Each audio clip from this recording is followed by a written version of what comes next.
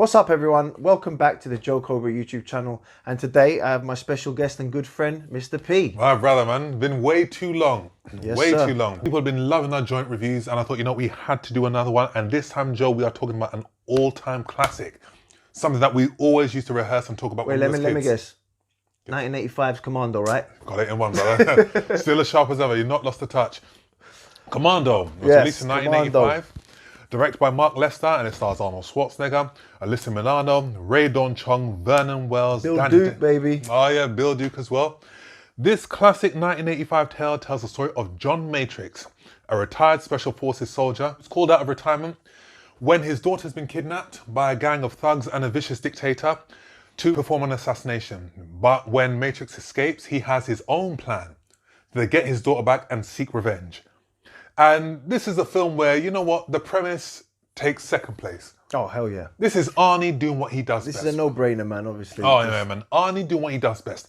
Killing people and delivering the deadpan one-liner in the way that only Arnie can. Oh, directed by Mark Lester. Yes, sir. And produced by Joel Silver and Charles Gordon. And these guys were one of the top production duos of the 80s. They would go on to... Joel Silver was everywhere, yeah. Oh, yeah, he would go on to produce Predator. He would do Die Hard. And funny enough, Stephen D'Souza, who actually wrote Commando, would also go on to write Die Hard as well. So brilliant. There's a lot of connections here. And again, this is a 20th Century Fox and James distribution. That's right. Also, James Horner's score. Oh, James Horner. James Horner, he's one of the most renowned composers in the business. Sadly, he's passed away, but he went on to do such films as Star Trek II, The Wrath of Khan. He would also go on to do such films as, Avatar. He did Titanic, for which he won an Academy Award. He's worked on a lot of films. And what's interesting enough was that he actually did 48 Hours. And when you listen to 48 Hours and Commando, they sound exactly the same. The same pan beats, the same chords, they're almost identical. Yeah, you always recognise a James Horner track in a film. It was littered all over 80s action movies. It's got a very distinctive style, but I just love the tone of this film. What about the stars? Oh man, Arnie... What can we say about Arnie? What can we say? One of the best to ever do it, and he actually steps into Rambo mode. Prior to that, he was doing such films as, the Conan the Barbarian films, but in this film, he steps into one-man army mode. Yeah, this is definitely his version of a Rambo movie. Precisely, for sure. And this is a film that it doesn't take itself too seriously. This is where it's got its tongue firmly in its cheek, and this is loaded with action and dry humor. Yeah. So, the first scene in the film is the opening sequence where we see Arnie's men get whacked by a very young Bill Duke. That's right. As cook. Do you know what I like the best? The price. The price. When he steals that car, man, that salesman, what an idiot, man. Yeah. The spiel he gives him, he's like your quintessential salesman, like, for selling cars. And where he said, like, hey, and with the guy that's carrying the garbage, hey, I hope it didn't miss you guys, don't worry, we won't. And he shoots him. I was afraid you'd miss me. Don't worry, you won't.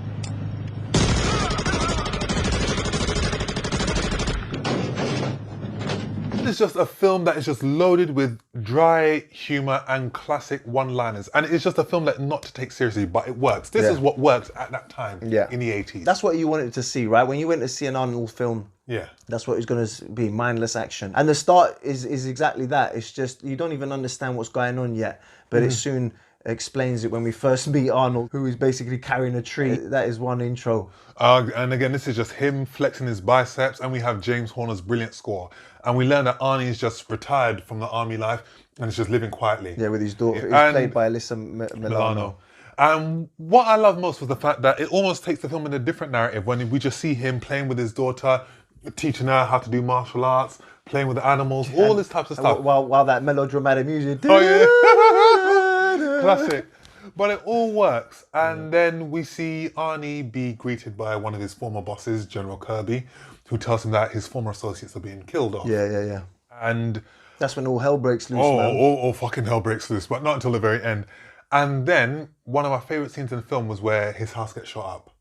Because one of the assassins comes to try and he kill smelt them downwind, right? Oh, yeah. Yeah. You're downwind. The air current may tip them off. Downwind? You think I could smell them coming? I did. Then we learn that his daughter's been kidnapped. That's right. One of the mercenaries says, okay, we've got a job for you. All you have to do is do this and you get your daughter back. Right? Wrong. Brown, and he blows his head off.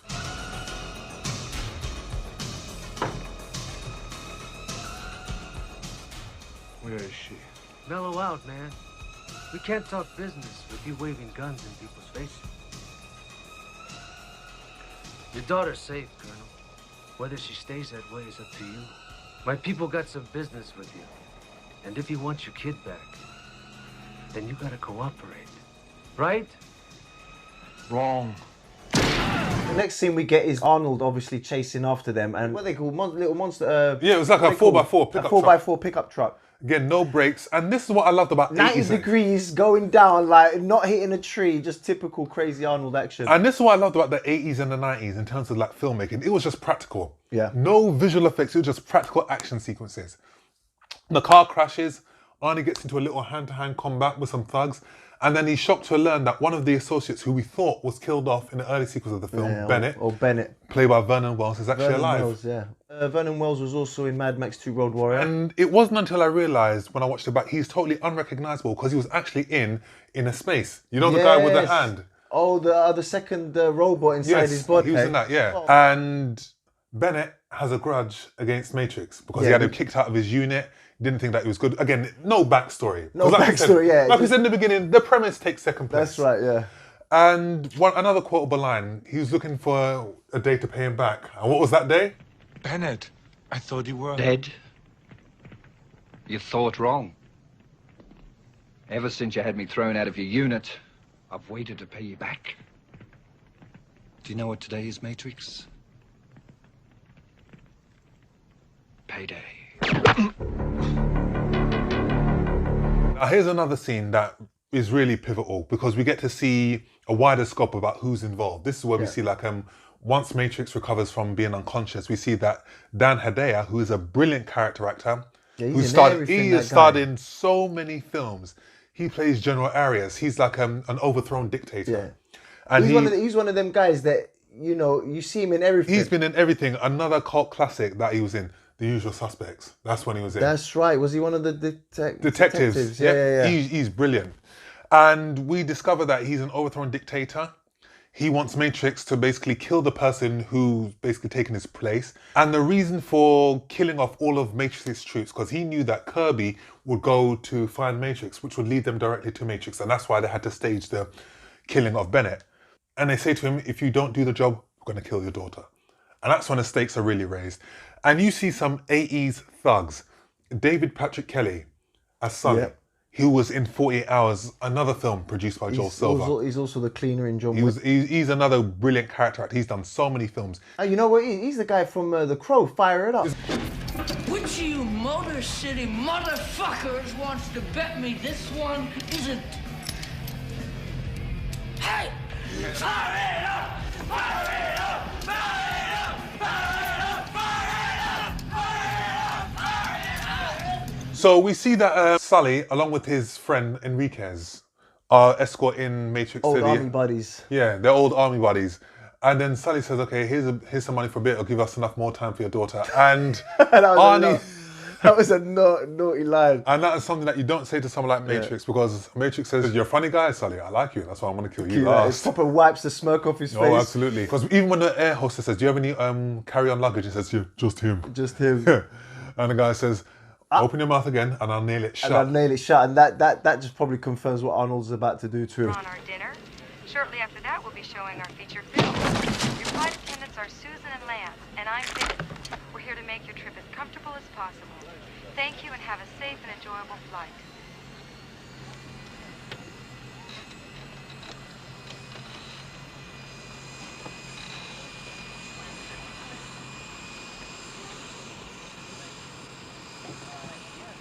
Excuse me, how long is the flight? We land in Valverde in exactly 11 hours. Thank you. And do me a favor. Don't disturb my friend. He's dead tired.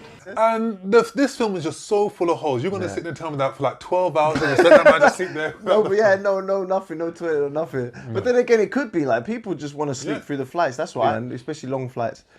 And we see our hero Matrix escape in a daring escape, and again, a brilliant action sequence where we see him hanging on the wheels of the airplane. Oh man, that's an iconic one. And as the plane takes off, he jumps. Yeah. Like we said before, just practical action sequences, no dry visual effects they can just tell at that time. Brilliant. Yeah, definitely. And we see another character introduced into the narrative because as Matrix escapes and tries to locate Sully at the airport, we see Cindy, played by Rae Dawn Chong. Yep. Another good actress. She starred in Soul Man. She still looks good now. Oh, she still looks hot. She still looks good. Oh, yeah. And they drive to a mall. Great scene in the mall, man. Just scene after scene now. And what was so interesting about that mall was that mall where they had the shootout and the fight sequence, that's the same mall that Arnie would step into 6 years later when he would play Terminator in Terminator 2 That's Judgment right, Day. that's the same mall. Yeah, the Galleria, as it was called. The Galleria, yeah. And when Sully actually discovers that Matrix hasn't gone on the plane, he's actually there and he sees him, after Cindy tells the police officers, listen, I've been kidnapped by this big guy, a brilliant hand-to-hand combat sequence ensues. Oh yeah, definitely. Arnie I love that kicks ass. policeman. That policeman that's acting all tough. Oh yeah, he's one big motherfucker. Arnie beats the living daylights out of everybody. And when we see Sully in the telephone booth and he tries to shoot him. When he sees him, oh my lord, it's like, what? And remember when he picks it up and he just throws it all over the place? Man. Even that balloon, the balloon scene across that's a great stunt as well. Brilliant stunts, brilliant action sequences. And we see a brilliant car chase where we see Arnie get into Cindy's car to try and chase Sully. And one thing about Ray Dawn Chon's character, she provides the comic relief. Arnie is got dry comedic one-liners, but after a brilliant car chase, oh boy, he drives Sully's car off the road, and we see Arnie dangle Sully off a cliff, and you can clearly see I spotted that as well. Yeah, definitely. And there's a clear wire there holding him, but still though, it's typical Arnie, isn't it? And Arnie said that he wanted to do it for real, but Mark Lester said, no, you want to do a wire. You remember, Sully? This is my weak arm. This is my weak arm. No, he reminds him though, doesn't he? Yeah. You remember when I said I was going to kill you last? I lied. But another thing that was clearly visible, when he crashes Sully's car off the road, you can clearly see damage.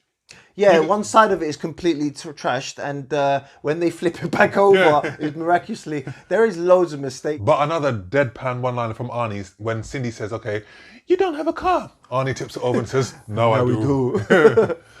And we see him take on another boss. This film is almost like a video game. Yeah, boss after boss. Boss after boss. Basically, a lot of 80s movies were like that though, weren't it? But this one specifically, it was definitely like that. But what were we talking about? The bit where he goes to see Cook? Yep, and the brilliant hotel fight sequence. The hotel fight scene with Bill Duke, who he's worked with on Predator. Bill Duke is another venerated actor. Yeah, still going after all these years. And there's just a brilliant fight. And a lot of talking, which was typical of the 80s. Like, fuck you, assholes. Fuck you, Do you like Green Berets, Pete? I like Green Berets for breakfast, and I'm very hungry. And all while what's her name? Cindy's watching on, like, jeez, man. We see him beat the living daylights out of Cook. Punched him so hard that he gets impaled onto a... What was it that he actually gets impaled on? It wasn't a door. No, when at the start of the fight, they're throwing each other around, and there's this weird these three poles, black poles, and like when he throws him in them, he dislodges them, and that's where he lands. And he lands, what a way to go. But another brilliant fight sequence. Yeah, it was awesome to see them two go toe to toe. Yeah, it was a short fight scene, but short fight sequence, but entertaining enough. Yeah, and we come to one of our other favourite scenes where Arnie tries to locate where his daughter is. They found out where she is. She's on an isolated island. Yeah, they somewhere. infiltrate that little army base or something. Yeah. And then they decide to go shopping, Arnie style. Yeah, not shopping like me and you would do. Like going like Asda, picking up a few groceries. No, their shopping was rocket launcher, bulletproof vest, army fatigues, bombs, grenades, knives, and an endless supply of guns. Yeah.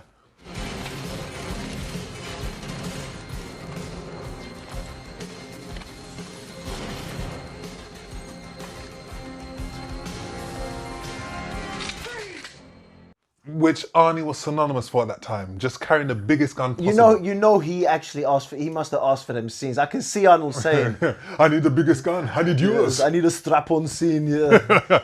But that worked. And we see that he gets caught out. Yeah. Because police officers must have obviously been informed that somebody was robbing some guns. Another cracking scene in that film was where Ray Dawn Chong's character, Cindy, stops alongside the vehicle that's picked up Arnie to take him to the police station. The police officers, yes. She all gives him the smile. And as they drive away, she picks up the rocket launcher. I didn't see that coming.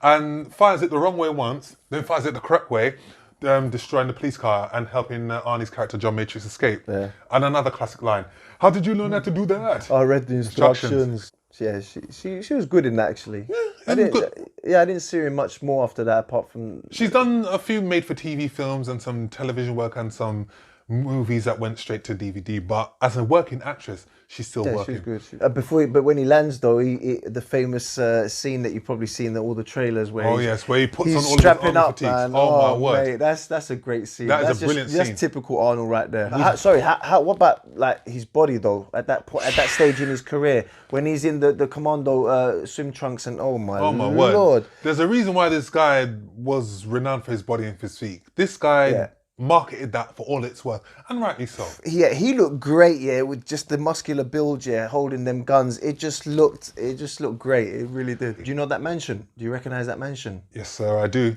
That's the same mansion that was used in Beverly Hills Cop, the first one. Oh, well, yeah, and what was interesting was Axel Foley went into that mansion to try and get his friend Jenny. Arnie went into that mansion to get his daughter Gina. That's right. He went into Eddie Murphy's friend is called Jenny in Beverly Hills Cop. Right. I didn't know everybody. that, see? Yeah, I knew about the mansion. You learn something new every day. And Arnie just shoots the living daylights out of everybody. Yeah. Uzis, shotguns. Oh, it's so over the top, man. Oh, man, but it works. And what would you expect from an Arnie film but that? There's bodies flying everywhere, man. Porcelain, freaking pots and everything. Oh, man. And he gets into another shootout with Arias, played by Dan Hedaya, who he blows away with a shotgun 6 or 7 times. And Arias doesn't have much lines in the film, but it's more Arnie's film. Yeah. And also Alyssa Milano, who I haven't mentioned much, you know, while this has all been going on, she's been locked up away, Bennett and his goons. And she trusts escape. That's another line we almost forget. He goes, cutting little girls' throats. He's like cutting warm butter. That fucking that. Yeah, that guy. I don't know who he was. What does Bennett say to him? Put your knife away and shut your mouth. Slitting a little girl's throat is like cutting warm butter. Put the knife away and shut your mouth. And Vernon Wells, you don't give enough credit. Very camp Vernon Wells. That I don't know what in blazes he was wearing with the leather pants and all that stuff. What the fuck was that about? Who knows? I don't know. Some bondage shit. But as a villain, he was very slimy and very sleazy, and I liked what he brought to that role as Bennett. Because one of my favourite lines is, "Your soldiers are nothing. Yeah, me and Matrix can take them all out in a blink of an eye." It was so overacted, man. But he brought what he needed to do to the role, yeah, and I like what he did. It was memorable, I must say. And the brilliant hand-to-hand combat sequence between him and Matrix. That was done very well. There's some off-putting cutaways, but you know, I'm sure it was on Bennett's side because I don't think he was that. I think Arnold had done more films like this than he did, but you can tell the cuts. You can see them. I like the part where Bennett shoots Matrix and asks Matrix to come out so he can shoot him between the eyes, but then Matrix says, "No, you don't want to kill me. You want to put the knife in me. Let's party." Yeah, that's a good way to entice him. Yeah, it was different. Yeah. And we see a brilliant hand-to-hand combat sequence between them. Brilliantly done, brilliantly executed. The knife fight looked good. Yes. The knife fight was done really good. First they start with knives, then they fall over through the panel or whatever it is, the door, and then thus ensues a hand-to-hand combat. Yeah. And did you notice that there was always like double takes? Like rehashes, like it looks like he punched him once. There were some weird cuts in that fight, and I think it was because of Bennett's side. Like, I don't think as an actor he was used to those kind of scenes than like Arnold. Yeah, but the fight is so over the top. Matrix punches Bennett, and he electrocutes himself. Do you remember that scene? Yeah. Yeah, brilliant scene. Typical Hollywood like fights, man. It was the right length as well, to be honest. And what could have killed him? It was like, "No, you're not going to kill me. I'm going to kick your ass some more." And he said, "John, I feel good. Just like old times, you're an old man, John." And then Matrix says, "Bullshit." And Arnie just unleashes a whole load of whoop-ass on him. But like when he gets electrocuted, man, that cry that he lets out, and like it meant to power him up like in Tango and Cash. What was that bit in Tango and Cash? Oh yeah, with what's his name? Roof. With Conan, yeah. Yeah, Conan gets electrocuted, oh mate. And when he didn't have any more guns, Arnie just feels, okay, what can I do to kill this man? I mean, who'd have think of that? He rips out the pipe. And then just throws it into his stomach and kills him. And then Arnie just has one more line. What does he say? Let up some steam, Bennett. Yeah, dry. But it works so well, doesn't it? And it's just Arnie at his best. And this film was almost like, it was a more gung-ho, tongue-in-cheek, over-the-top action version of Die Hard. Yeah. Because Stephen D'Souza, who wrote this film, like I said in the beginning, also wrote Die Hard as well. So you can see the similarities, but Die Hard was more thought out. Yeah. It was more character driven. This is more action driven, Commando. And at the end, after he gets his daughter, General Kirby comes back and says, okay, did you leave anything for us, John? Just bodies. What would you expect? Right at the end, he has the last say in it. Yeah, and he asks him, okay, I want you to start up a unit again. And he says, this is the last time. And he goes, until the next time, which could have possibly been an indication of a sequel, which I'm glad that they didn't do. No, fuck, that's one. Because when he said, okay, no chance. I'm surprised they haven't done a remake of Commando with a wrestler or something, like someone, one of them action. Yeah, man. You can do that, but you know what? With Commando and those types of films, Arnie is a particular type of actor who's got a particular type of charisma that he brings to the screen. And you can't replicate that. Yeah. The jokes, the one-liners... That's why it wouldn't work. Total Recall didn't work with Colin Farrell. That's forgotten now. Exactly. Because with Commando, at that time, it worked perfectly. Yeah. You can't take something 35 years later, bring it to now and try to replicate somebody like Arnie, who is just easily one of the top action stars of all time. It wouldn't work. Leave it as it is. Yeah. Commando. Commando is just still an iconic classic. 1985, my God, how long? 35 years ago. 35 years old. Still a brilliant watch. A lot of stuff I've been reviewing is around the 30, 35 years. Jesus Christ. And as a film, it still holds. Yeah. Even though some of the films nowadays have gone more visual effects, have gone bigger in budgets, still a classic film. Yeah, it still holds it on. A few stunts and fight scenes that didn't look too right, cut too much, but yeah, I mean, overall, it's a brilliant action film. And guys, I think that's it. Yep. I hope you enjoyed us talking about one of our classic films, Commando. I certainly enjoyed it. Yep, I hope you guys enjoyed the review. And if you don't mind, guys, hit that like button if you like the video and subscribe to our channels. Mr. P Film Review channel. Keep it watching. Yeah, guys. And we thank you for spending your time listening to us. And I hope you enjoyed it. And I will see you guys on the next Joe Cobra video and Mr. P Film Review and on the next joint review. Yes, the next joint review. Guys, if you've got any ideas of any 80s or 90s classic films that you want us to review, just write down in the comments and we'll have a look and see what we can do. Bring it on. Guys, Joe Cobra, thanks, always brother. a pleasure. Thanks for coming. Much love, man, always. Guys, take care. Take care. Bye-bye. Okay.